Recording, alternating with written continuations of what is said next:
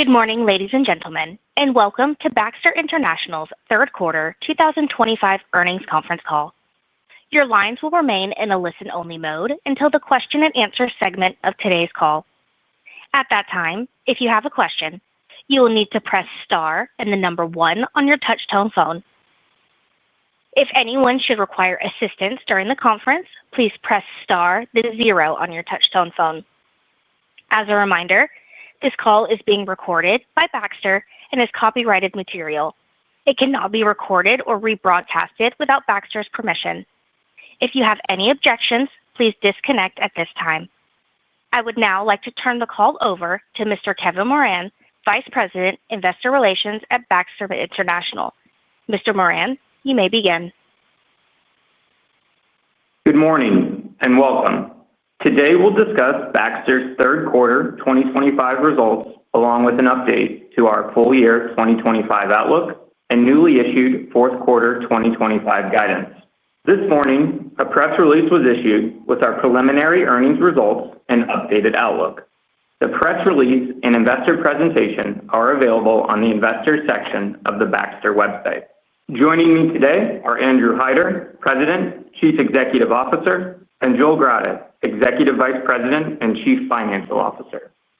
During the call, we will be making forward-looking statements, including comments regarding our financial outlook for the fourth quarter and full year 2025, and matters related to future dividend declarations, the anticipated impact of the kidney care sale, including our ability to eliminate related costs, the anticipated impact of various regulatory and operational matters, including ones related to our infusion pump platform, what we believe to be continuing fluid conservation and heightened inventory levels, and commentary regarding the global macroeconomic environment, including tariffs and proposed mitigating actions.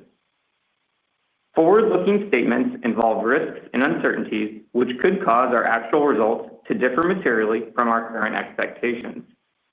Please refer to today's press release, the forward-looking statement slide at the beginning of our investor presentation, and our SEC filings for more detail. In addition, please note that on today's call, all our comments will be on a non-GAAP basis unless they are specifically called out as GAAP. Non-GAAP financial measures are used to help investors understand Baxter's ongoing business performance. GAAP to non-GAAP reconciliations for all relevant periods can be found in the schedules attached to our press release and in our investor presentation. Finally, as a reminder, continuing operations excludes Baxter's kidney care business, which is now reported as discontinued operations. Now, I'd like to turn the call over to Andrew. Thank you, Kevin. Let me welcome you officially as the new head of Baxter's Relations team. And good morning, everyone. I am pleased to be here for my first earnings call as CEO and look forward to getting to know everyone here better as the quarters progress. As I've said in many settings over the last several weeks, it is an honor to have the responsibility to lead this new chapter at Baxter. Our company is essential to healthcare, with an iconic brand that is valued and trusted by caregivers and patients globally. Since joining the company, I've immersed myself in Baxter's business, leading teams around the world, 14 site visits across 7 countries and counting, working side by side with employees, speaking directly with customers, and gaining a more detailed view of the opportunities and challenges we face. I have learned a great deal in a short period, but I want to reflect on 2 things that clearly stand out. First is that we're building from a fundamental position of opportunity. I have been struck by the commitment and pride this team brings to Baxter's mission to save and sustain lives and to serving our customers. This is a business whose portfolio has proven resilient over its almost 100-year history, one that has delivered significant revenues and attractive operating margins, and generated solid cash flow over the years. The strength of our business, the critical role we play in healthcare, and the talent and dedication of our people who are committed to win should position us well to deliver lasting value. Second is that we are proactive and clear-eyed about what needs to improve and change at the company so we're better positioned to deliver on our potential. Let me be clear about that. we are not satisfied with our current performance. There is a recognition that challenges must be met head-on with both immediate actions as well as real long-term solutions.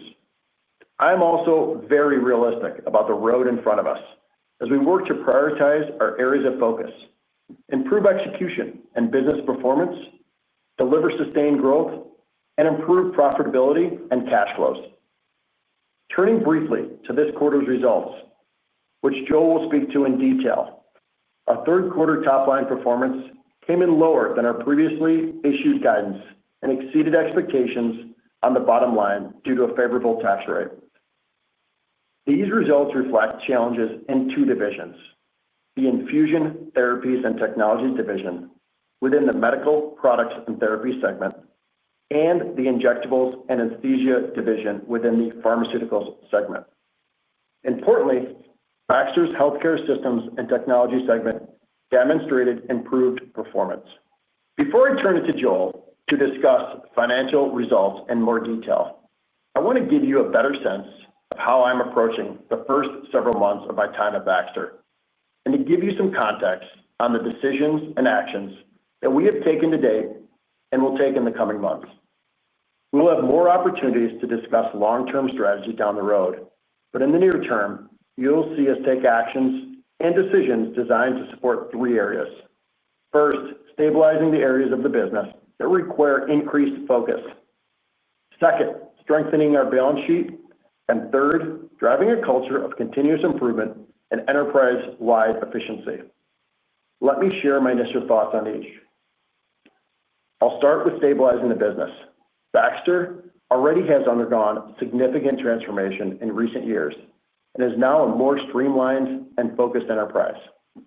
But of course, there have been challenges in certain areas that have hampered growth and consistent execution, and we expect our growth algorithm to continue to be pressured in the near term. With my background in operations, I am bringing a keen eye to people, process, and performance of Baxter, along with what we call uniform value creators, standardized metrics that we're focused on value creation. One critical area of focus and attention right now, for example, is related to the pause we've taken on deliveries and installations of the Novum IQ large volume pump. While we're disappointed that we expect the current hold to remain in place beyond year end, we are working tirelessly to evaluate and test potential corrections to fully resolve the flow rate issues. In parallel, we will continue to closely support current Novum IQ LVP users. We will also continue to offer Baxter's Spectrum IQ LVP, a long-standing and well-known product used in more than 1,500 facilities across the U.S. and Canada, as a leading option for infusion therapy, one that Baxter continues to invest in. The Spectrum IQ LVP now operates on a shared gateway with Novum IQ syringe, creating a cohesive user experience, and is built for the future with EMR interoperability, enhanced software, and innovative analytical capabilities. A second area of focus will be improving Baxter's balance sheet.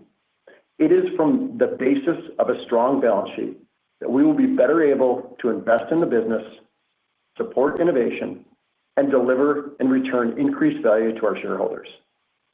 This means focusing on improved cash flow and taking a consistent approach to our capital allocation objective.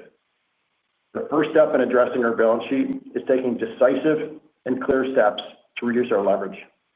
It is in this context that we and the board intend to reduce the quarterly dividend to 1 cent per share, beginning with the dividend to be paid in January 2026. This will free up cash to accelerate deleveraging, consistent with our prior commitments. Joel will provide more details on that in his section of the call as well. The last area you will continue to see us prioritize is building enterprise efficiency into everything we do at Baxter. Earlier this month, we rolled out Baxter GPS, our new growth and performance system, aimed at driving continuous improvement and a growth and performance mindset. This data-driven system is inspired by best-in-class models from organizations known for strong cultures of continuous improvement. and represents a positive change in how we work. It also adapts in real time, helping to ensure we are moving toward greater efficiency, stronger performance, and impact.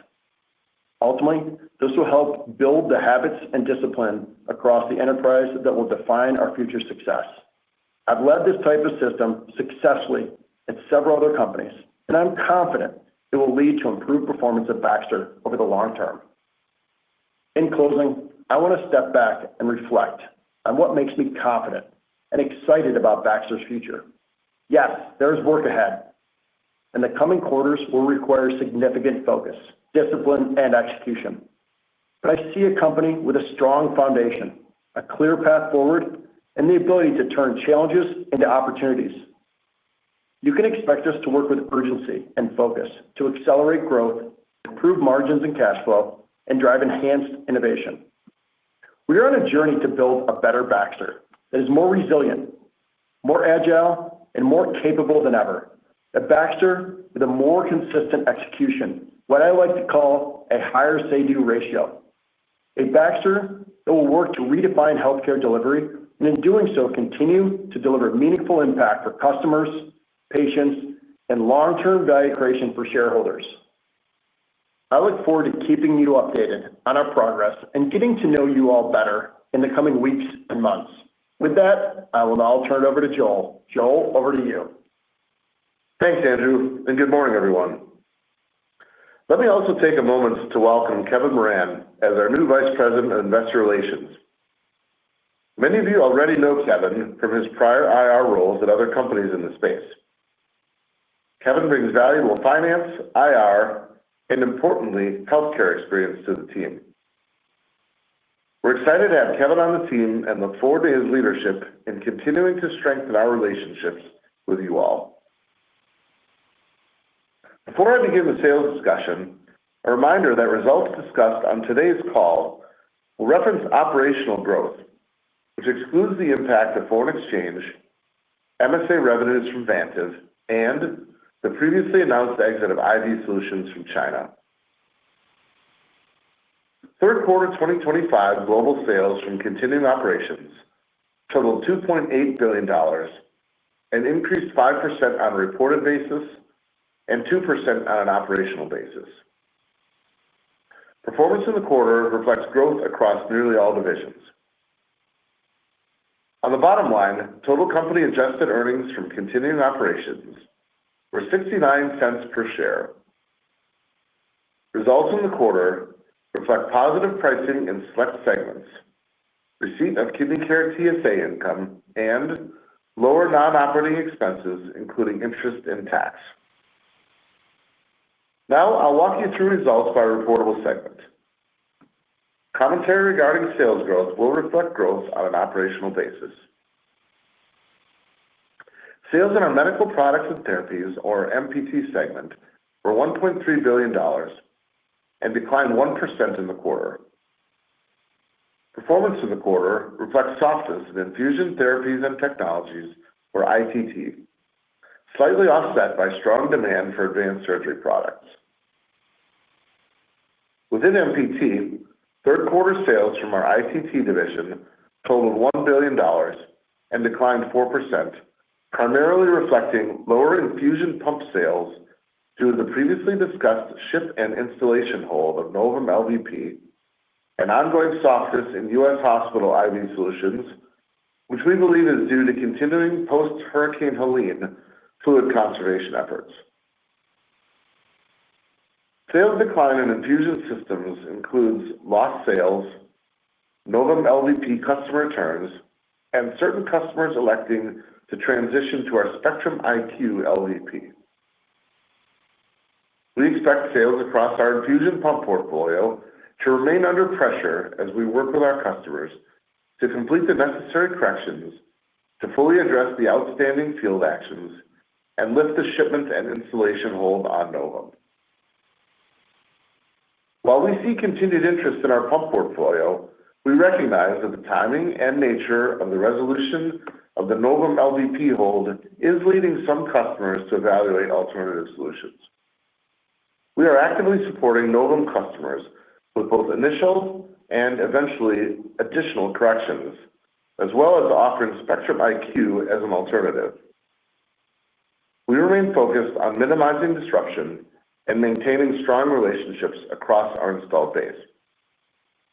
Within IV Solutions, U.S. demand remains below pre-Hurricane Helene levels. Based on our current expectations, we expect further recovery in demand, though at a more moderate pace, and some level of fluid conservation is likely to remain in 2026. Over the medium and longer term, we remain confident in the strength of our IV Solutions business. Sales in Advanced Surgery totaled $306 million and grew 11% globally. Results in the quarter reflect solid demand for our portfolio of hemostats and sealants, strong commercial execution across all regions, and steady procedure volumes. MPT's adjusted operating margin totaled 20.5% for the quarter, increasing 50 basis points over the prior year period, and reflecting positive pricing in the quarter, partially offset by lower sales volumes and increased manufacturing and supply costs, resulting from the factors previously discussed. R&D expense declined in the quarter primarily due to one-time items, while underlying investment remained unchanged. Kidney Care TSA income contributed to positive performance in the quarter as well. In Healthcare Systems and Technologies, or HST, sales in the quarter totaled $773 million, increasing 2%. Within HST, sales of our Care and Connectivity Solutions, or CCS division, were $473 million and grew 3% globally. Performance in the quarter was driven by 4% growth in the U.S. for CCS, reflecting double-digit growth in our Surgical Solutions business and continued momentum across our Patient Support Systems and Care Communications portfolios. Total U.S. capital orders for CCS increased 30% compared to the prior year, driven by broad-based strength across Patient Support Systems, Care Communications, and Surgical Solutions. We continue to believe our order pipeline remains strong. To date, we have not observed a slowdown in U.S. hospital capital spending.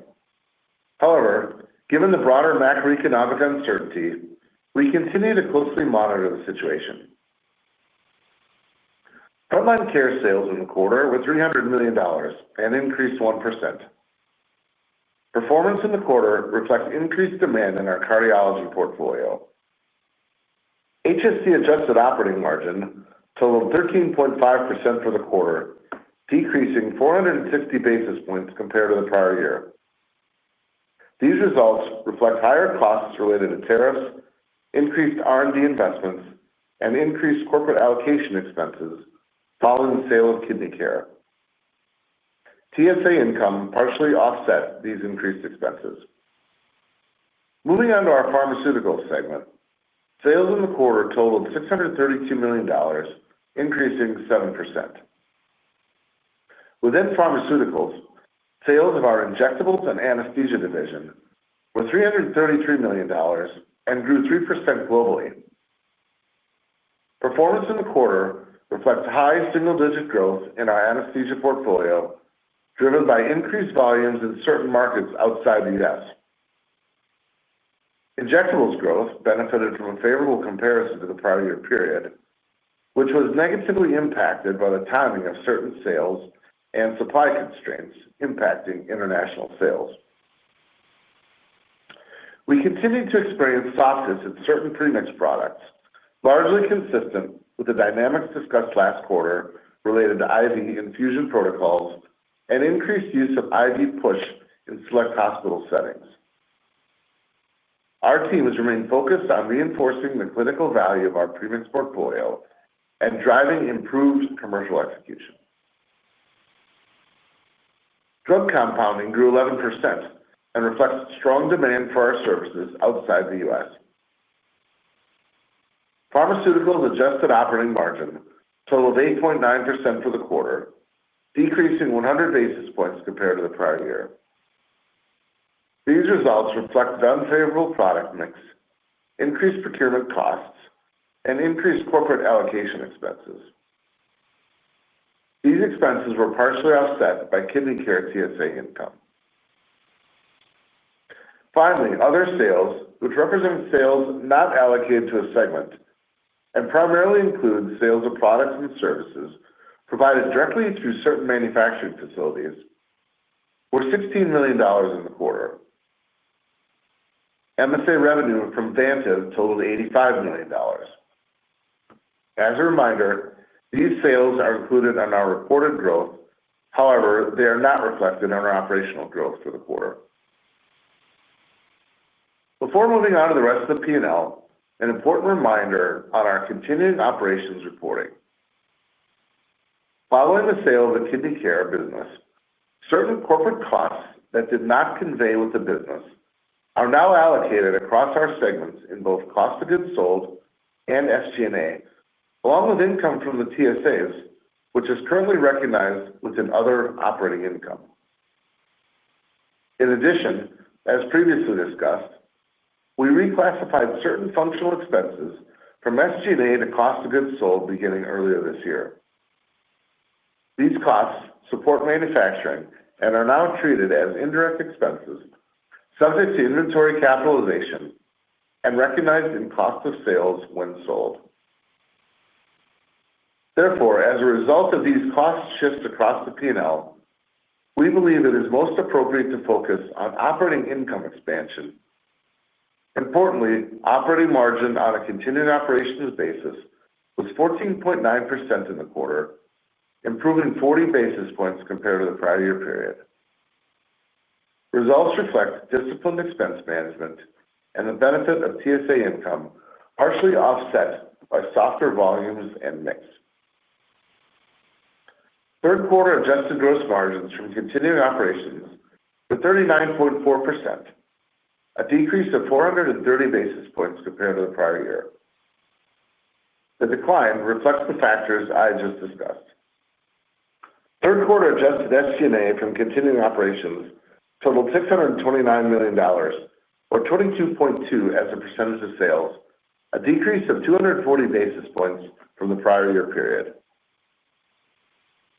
Results reflect disciplined expense management and the benefit from the reclassification of functional costs. Adjusted R&D spending from continuing operations in the quarter totaled $115 million, or 4.1% as a percentage of sales, a decrease of 70 basis points from the prior year period. Results reflect the timing of certain R&D expenses currently expected to shift into the fourth quarter and certain one-time items, and therefore do not reflect our anticipated level of R&D spend going forward. Kidney care TSA income and other reimbursements totaled $85 million in the quarter and came in line with our expectations. As previously discussed, the associated expenses related to this income are reflected in other lines of the P&L, including cost of goods sold and SG&A. Altogether, these factors resulted in an adjusted operating margin of 14.9% on a continuing operations basis, improving 40 basis points compared to the prior year period.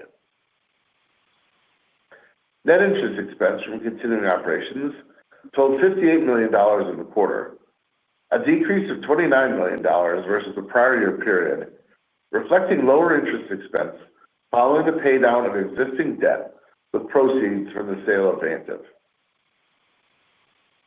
Adjusted other non-operating income totaled $7 million, reflecting lower losses from foreign currency translation compared to the prior period. The continuing operations adjusted tax rate for the quarter was 5.1%, driven primarily by the release of reserves for withholding taxes and discrete benefits related to mix of earnings across jurisdictions.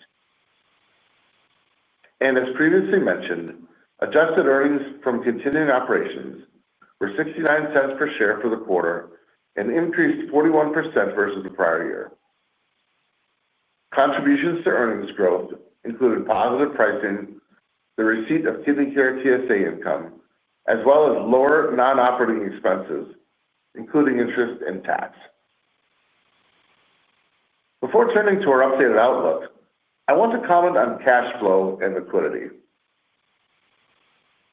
Third quarter free cash flow was $126 million, bringing year-to-date free cash flow to roughly flat.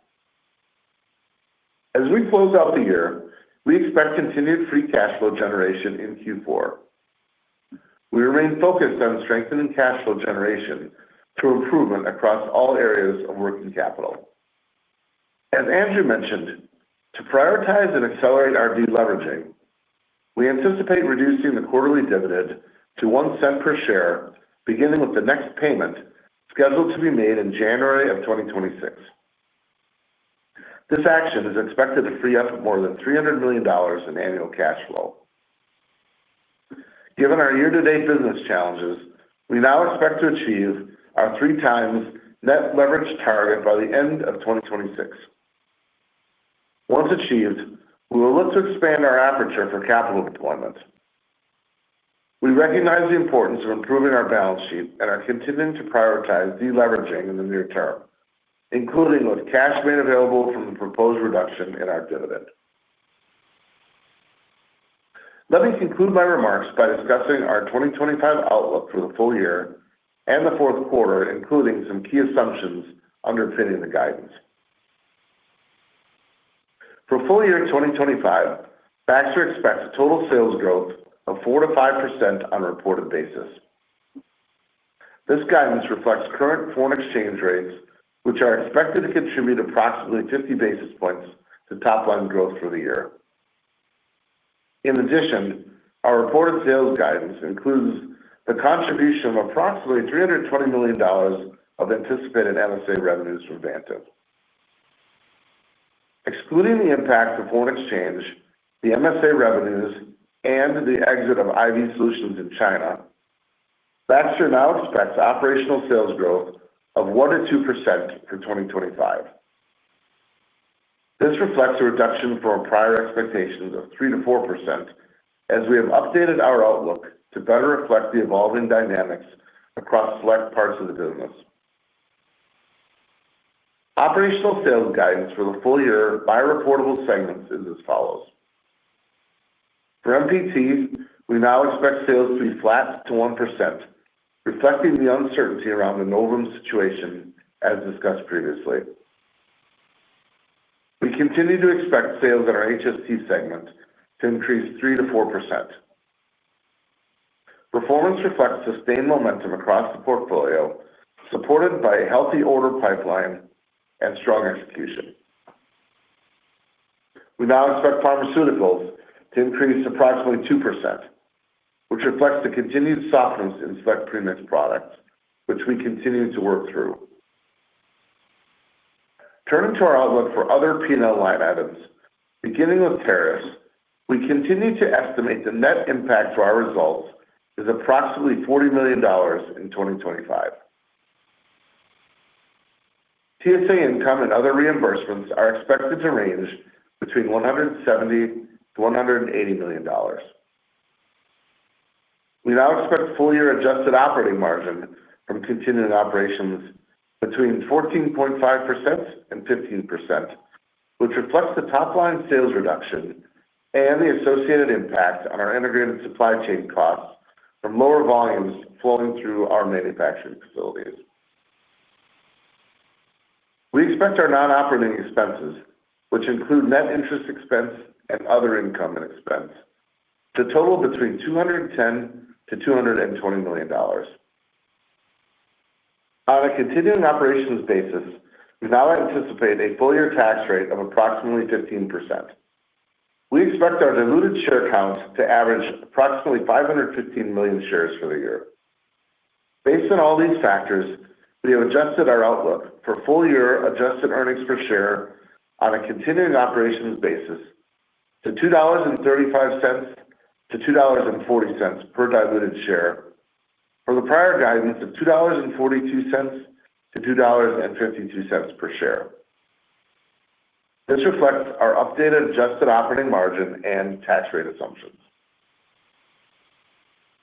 Specific to the fourth quarter of 2025, we expect continuing operations sales growth of approximately 2% on a reported basis and decline approximately 2% on an operational basis.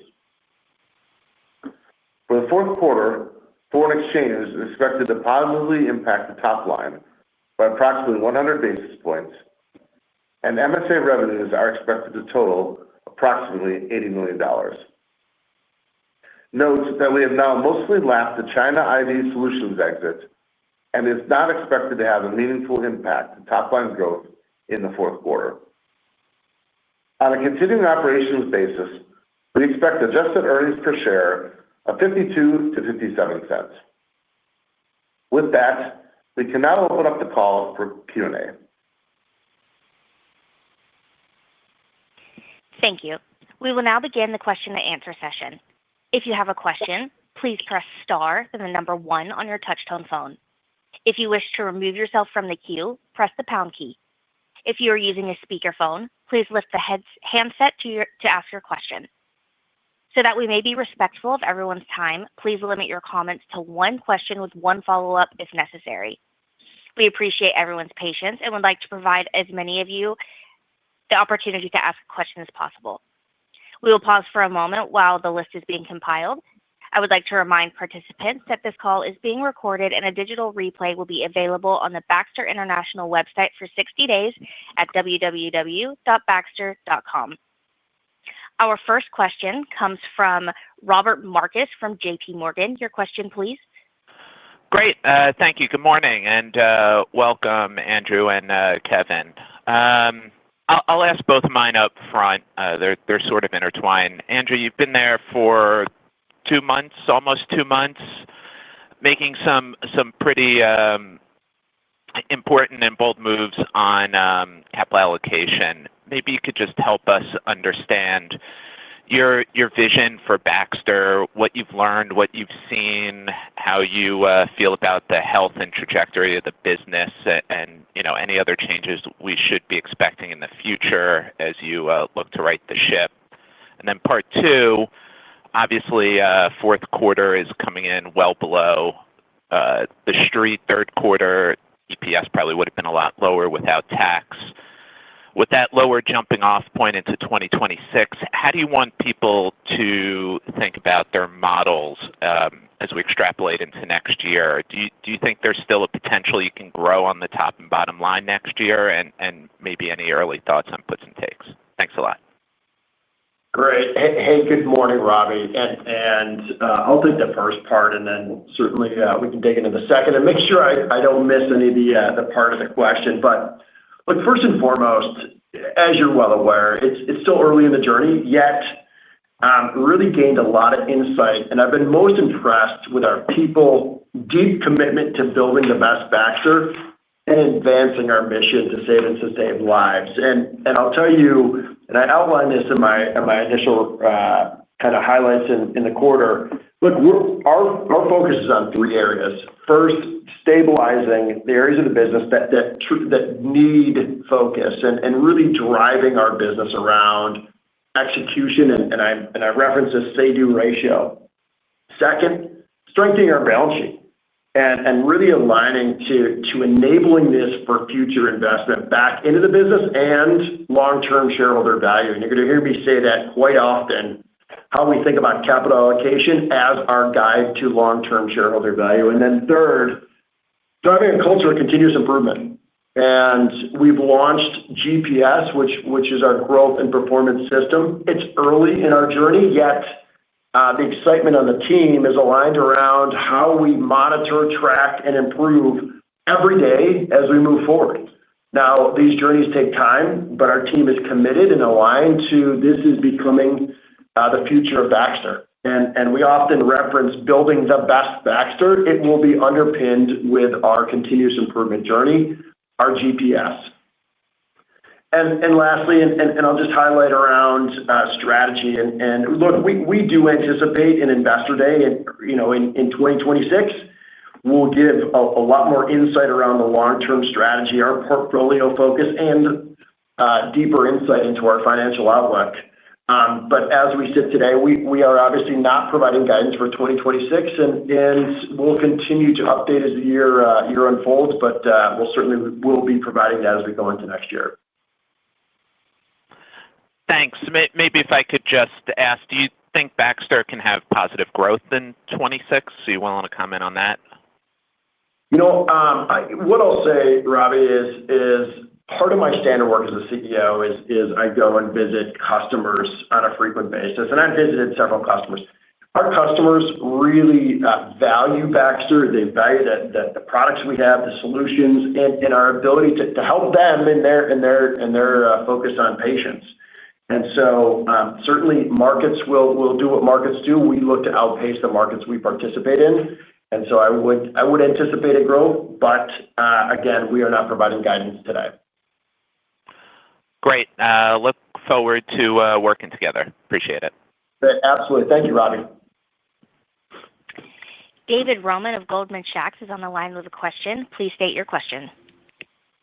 Thank you. Good morning, everyone. Andrew, nice to meet you here. I look forward to working with you. Kevin, welcome to Baxter.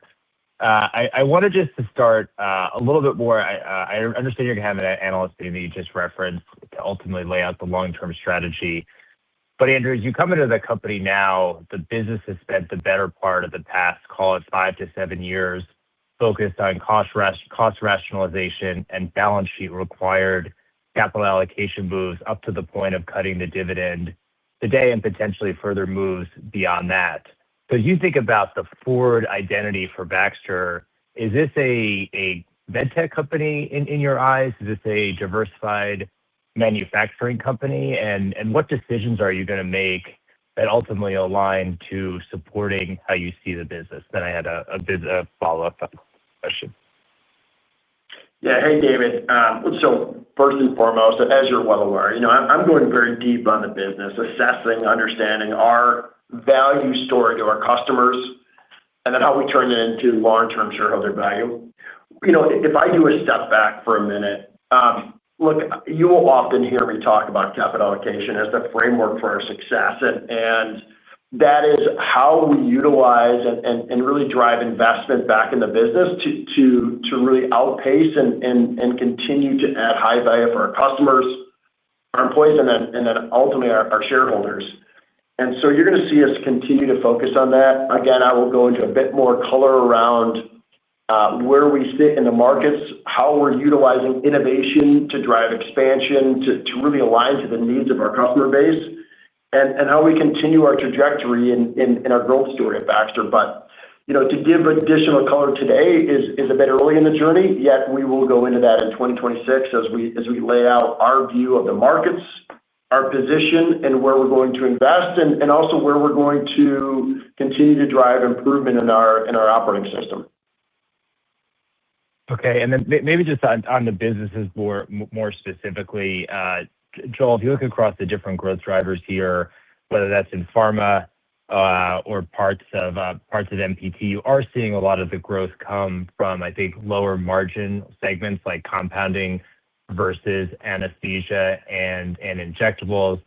Can you maybe help us think about the implications from the drivers of top-line growth down the rest of the P&L and how that's factoring into your Q4 and updated guidance for 2025? Yeah, thanks, David. A couple of things. And first of all, I'll just make one comment. And you're right. One of the challenges we have had this quarter was around mix. The one thing I would like to call out, though, is our advanced surgery business in MPT, which certainly is on the positive side of mix, continues to have strong performance. And so, again, while I agree with your general thesis, I did want to point that out. Look, there's a number of things I would say that are really factoring into some of both the challenges we've had and sort of the forward look. It's not just one thing. It's a number of different areas.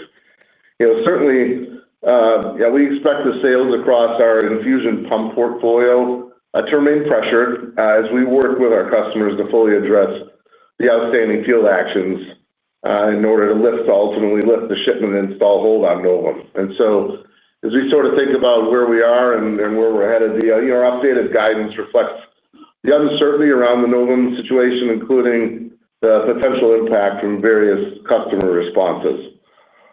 I think within IV solutions, the demand in the U.S. certainly remains below pre-Hurricane Helene levels, and certainly below our expectations. And I'd say, based on our current expectations, we do expect further recovery in demand, although the pacing and the timing of that, I would say, is at a pace and a time that's less than we had originally expected. And so there's some level of fluid conservation we're anticipating is likely to remain into 2026. From a pharma standpoint, you're right. We certainly grew our compounding at a high rate this quarter. The main challenge really there is in our injectables business in the U.S. We've continued to experience softness there in certain premixed products, which is fairly consistent with the dynamics we discussed last quarter related to IV infusion protocols and the increased use of IV push in select hospital settings. Again, some of this is also kind of a follow-on to some of the challenges we've had with IV solutions. But all in all, our updated guidance reflects the continued softness in select premixed products, and we continue to work through that. And so that's really sort of the top-line discussion, David. And then as it flows through to the bottom line, the real story there really is around just the volume. And for the most part, our pass-through has been pretty predictable and consistent. And in fact, had we actually, even excluding the tax item, we would have ended up on the lower end of our guidance without some of the tax benefit on an EPS basis, just operationally. However, the impacts, as we think about our forward look, really are truly related to volume and the impact that has on our supply chain. So I'll pause there, and hopefully that answers your question. Travis Steed of BofA Securities is on the line with a question. Please state your question. Hey, welcome, Andrew and Kevin. I look forward to working with you both at Baxter. Wanted to ask a follow-up on the Novum. First, why is it kind of taking longer? Do you need to redesign the product or refile with the FDA? And you also mentioned, I think, customer responses because of Novum in the last answer. So just wanted to kind of follow up on that and how much of the guide change is based from the Novum impact. Yeah, Travis, thanks for the question. So let me basically maybe take you back and just for a second remind that our hold is in place to support our customers' safe use of the device while we seek to develop additional corrections to the field actions. We're working with urgency with our customers to complete the necessary actions in order to fully address the outstanding field actions and ultimately, again, lift the shipment. But certainly, we see continued interest in our pump portfolio. I want that to be very clear. It's one of the takeaways I want certainly to have here, and that is, but we do recognize the timing and nature of the resolution of the Novum LVP hold is leading some customers to evaluate alternative solutions. Some of that is they've already initiated returns. Some have initiated exchanges for Spectrum. Obviously, we're actively supporting our customers in this way with both initial and obviously additional corrections eventually, but also offering the Spectrum IQ as an alternative. And certainly, we all remain focused on minimizing disruption and maintaining strong relationships across our installed base. From a timing standpoint, again, at this point, we're unable to commit to specific timing around the shipment and install for Novum LVP. We do anticipate this, though, being in place beyond 2025. And I would just say, again, we are certainly working closer with our regulators while implementing field actions of any kind. We'll continue to do so and look forward to providing updates on proposed corrections and timing when it becomes available.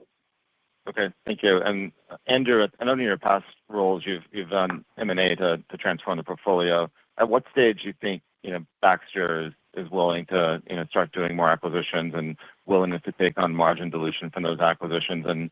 And Joel, in terms of free cash flow, how do you anticipate to improve free cash flow in this business and to kind of help fund some of those acquisitions? If I'm looking at this right, it doesn't look like there's been a lot of free cash flow generation at least over the last 9 months. I don't know if there's any kind of one-time things to kind of point out there, and underlying free cash flow is better, but kind of wanted to kind of touch on the free cash flow aspect as well.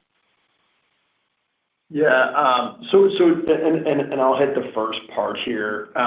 Look, as you know, we're pretty clear on, as we think about capital allocation, our first priority right now is to strengthen our balance sheet, which means, obviously the drive to delever. While we're going through that, we're continuing to invest in innovation. Just to highlight one area, in our business, we did launch a product, very excited about our product in our FLC business. We're seeing strong uptick in customer excitement around that product, around the Connect 360. First and foremost, delever our balance sheet, continue to invest in areas around innovation, and then to be specific on M&A.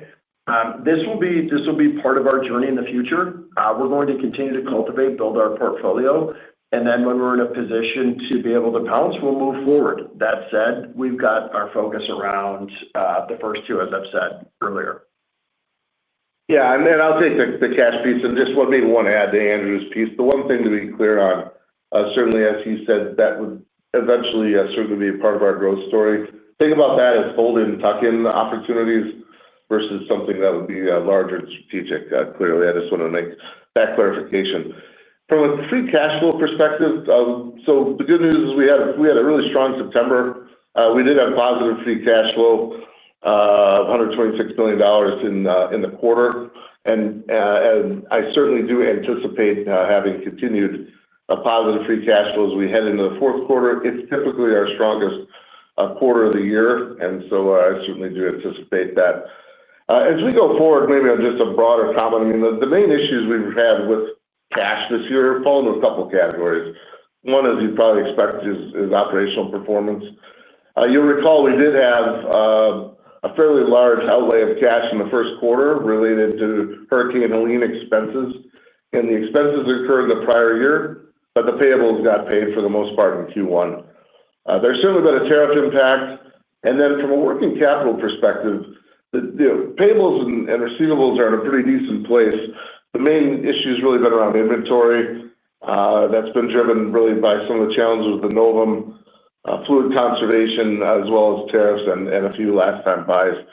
I do think some of the things, again, I do anticipate as we head into next year, continuing improvement in those areas. We're putting a lot of work and focus around all areas of working capital. So as we head into next year, I do think that's going to improve. And I've talked in the past about a cash conversion of 80%. I think, again, that's something that I think ultimately this company should aspire to. I look forward to making continued progress towards that target as we head into next year. Larry Biegelsen is on the line from Wells Fargo with a question. Please state your question.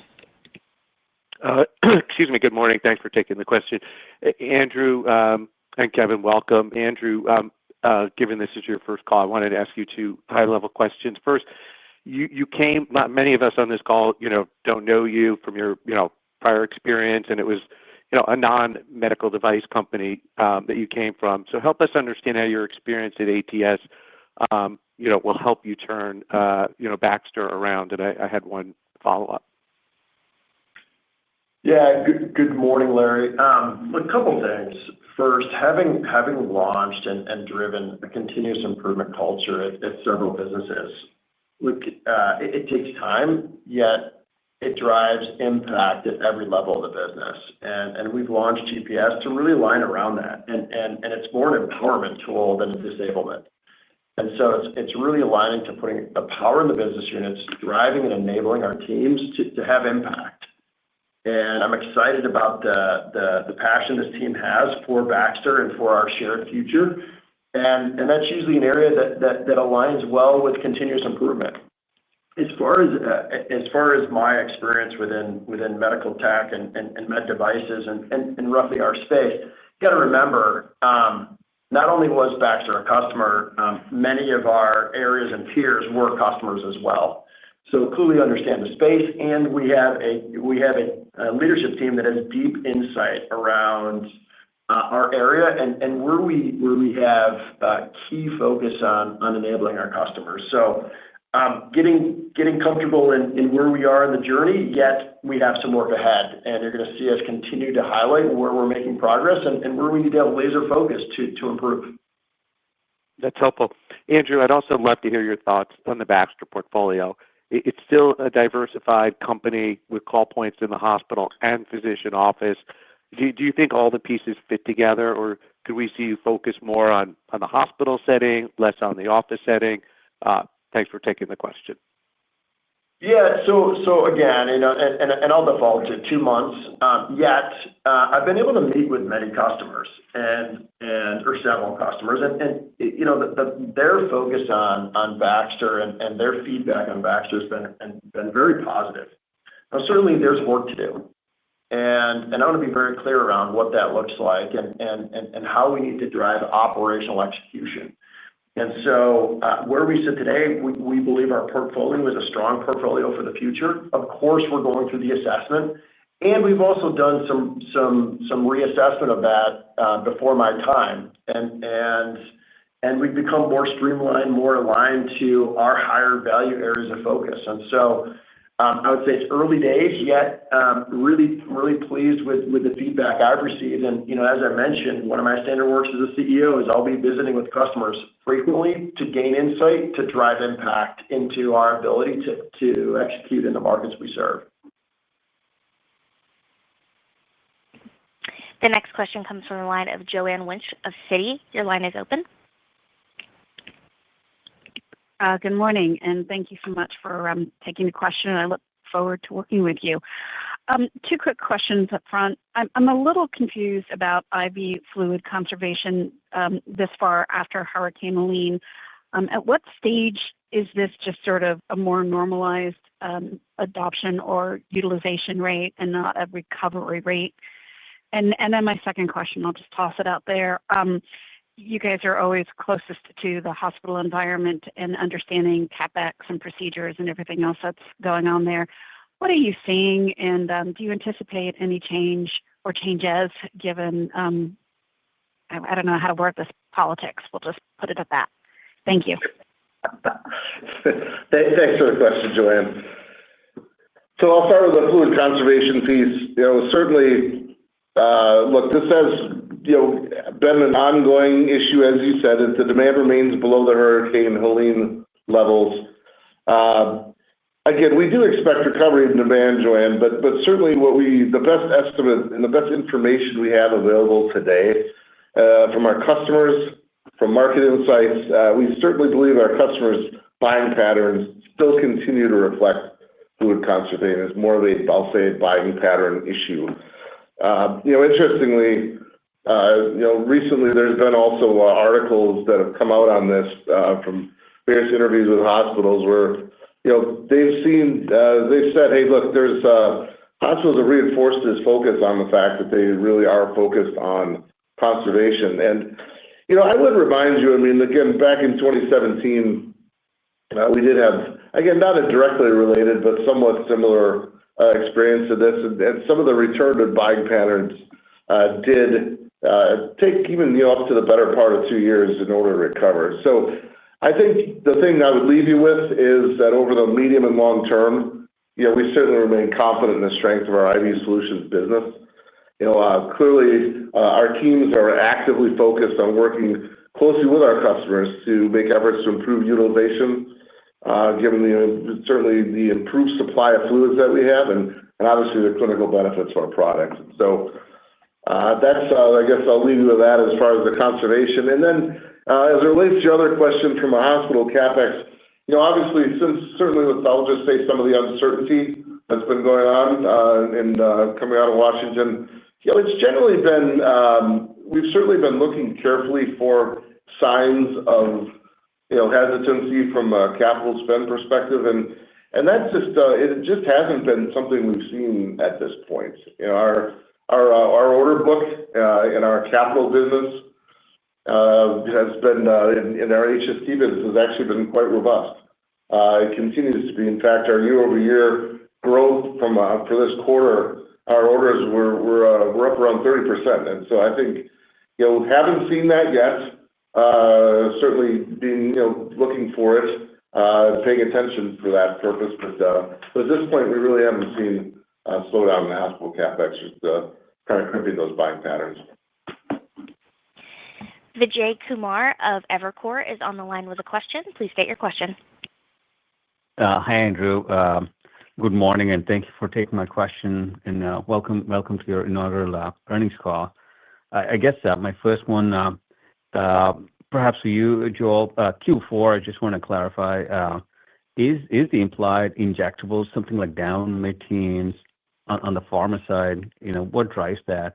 And I think guide implies operating margin declines. I just want to make sure we're thinking about the right way.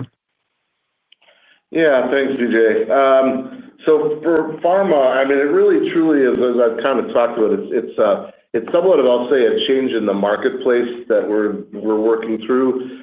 Again, there's been softness with some of our premixes.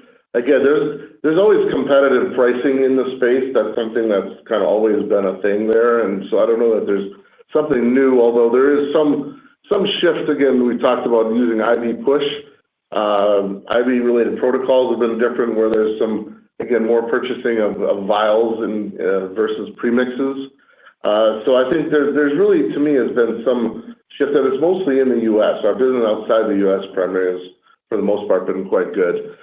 I think one of the things that maybe I would focus on here too is so what are we doing about this, as opposed to here's some of the things that are being done to us, so to speak. And one of them is just really remaining focused on reinforcing the clinical value and the value add of our premix portfolio, and in order to continue to drive commercial execution of our new product launches. We've taken a real comprehensive kind of cross-functional look at this portfolio to kind of assess the current state of it and identified some areas for improvement in terms of including really focused teams on how to drive out even more effectively our product launches, active territory management, and just a real end-to-end review process. And then from an OI perspective, how do we think about the ways that we're making investments in that space to optimize our OpEx spend, and really to make sure, again, prioritization is the key there. And so that's the best. That's what I can tell you from a pharma perspective. From an OI, I'm taking your question to be an overall OI as it relates to our guidance. Again, that really truly is an impact of the sales of volume declines as we think about the guidance. Again, it's our business right now really is a bit of a top line story from a softness perspective. The drop through really does reflect just the impact of volume on our overall operations. Understood. Then maybe Andrew, one for you. Look, Novum is such a key topic for the story right now. What is the issue, Andrew, that you've been able to identify? Has Baxter been in touch with the FDA? When was the last communication? What has the FDA asked Baxter, from a remediation perspective? Yeah. So, Vijay, let me take this one. Look, we described the specifics of our field actions. Those have been out there. Obviously, we're working closely with our regulators, and when implementing field actions of any kind, we're going to continue to do so. And our focus team is working really closely both with regulators and customers as it relates to any of these field actions again. And those are all out there. I would say for this audience, the thing I'd like to reinforce as much as anything is we remain confident in our Novum Spectrum infusion platforms. And as we continue to work through the ship hold, we've been duly focused on supporting our current customers, continued use of the device, determining appropriate additional corrections to fully resolve our field actions. And as I said earlier, we look forward to providing updates as decisions are made. We continue to support our customers, including ramping up production to increase our available Spectrum inventory as a great alternative as part of our pump portfolio. The next question comes from Matt Taylor of Jefferies. Matt, your line is open. Hi, thank you for taking the question. Good morning. And I guess I wanted to follow up on your comments regarding some of the near-term and long-term actions. I realize you're not going to provide any quantitative guidance, but I'd love to hear from you, what you think could happen, what could go right near term with some of these immediate actions you're taking, and maybe qualitatively describe the range of possibilities over the coming quarters if things do go your way. Yeah. Good morning. Good morning, Matt.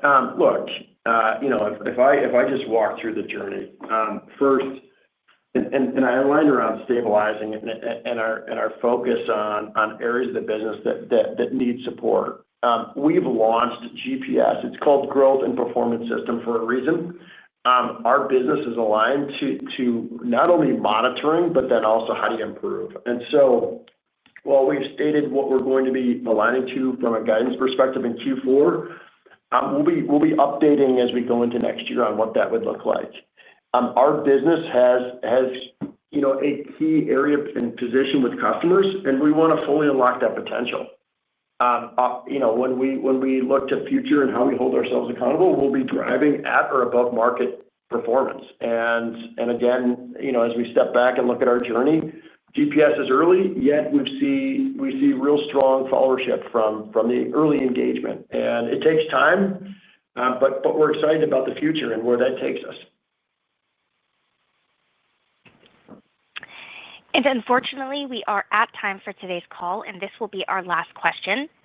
Matt Miksic with Barclays is on the line. Matt, please state your question. Hey, thanks so much, and welcome, Andrew and Kevin. A lot to cover, so I'm just going to keep to one question. I'm getting a lot of questions on this issue of IV demand. I guess just zooming out for a sec, maybe you can appreciate that investors are having a little difficulty reconciling what's been a pretty strong procedure, surgical quarter for medtech generally, and some sense of slower demand. So, is there a competitive factor here, marginal or significant that's worth mentioning, or a mix of procedures shift to outpatient, or something else that would help reconcile that disconnect between pretty strong surgical volumes in Q3 and the ongoing demand around IV solutions that you mentioned? Thanks. Hi, thanks for the question. Look, I guess all I could do is kind of reinforce what I said before. I mean, we spend a lot of time with our customers. We also spend a lot of time gaining market insights. And again, as I referenced earlier, there's been some recent external articles probing on this topic, where actually hospital CEOs and others have talked about their continued focus on fluid conservation. And so, again, I'll just continue to reinforce a couple key points. Number one, we do believe over the medium and longer term, this will continue to recover, and we're very confident in the strength of our IV solutions business. And again, the second point, our teams are actively and with urgency working with our customers to continue to help improve their utilization, because this is not an issue of product availability from our perspective. And so I think that's just reinforcing that it's available and reinforcing the clinical benefits of those products. There's no question that the recovery to some degree has come in below our expectations. It's taking longer, and again, it's certainly been made that difficult to predict. At the same time, again, our guidance reflects our best expectations of that. And so I'll leave you with that. Okay. And at this time, I'll hand the call back over to Andrew for some closing comments. Thanks, operator. As we close, I want to reinforce my confidence and excitement about Baxter's future. We're building on a solid foundation with a clear mandate to drive continuous improvement, strengthen execution, and accelerate our shared performance. And we are committed to delivering long-term value for our shareholders. I look forward to sharing our progress in the months ahead. Thanks, and stay safe. Ladies and gentlemen, this concludes the conference call with Baxter International. Thank you for participating.